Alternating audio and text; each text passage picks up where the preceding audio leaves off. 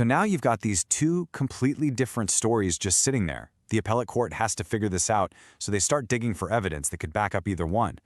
But what they find? Well, it's just a series of major contradictions that start to pull the whole case apart at the seams. Okay, so check this out. On October 12th, that's a full 5 weeks after the crime was first reported, the victim, Ghazala Amin, gives her story. And, tragically, she lost her ability to speak because of her injuries, so she had to submit it as a written statement to the court. And, wow, her version of events was just shockingly different. In this new story, everything changes. The crime didn't happen on September 5th. Nope, it started a whole day earlier. It wasn't a random attack in a field, it was a planned abduction right from her own home. And there weren't 2 attackers, now there are 3.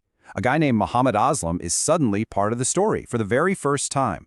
And the motive? It's not just revenge anymore, now it involves robbery and rape. I mean, this isn't just a minor change in the details, this is a completely different crime.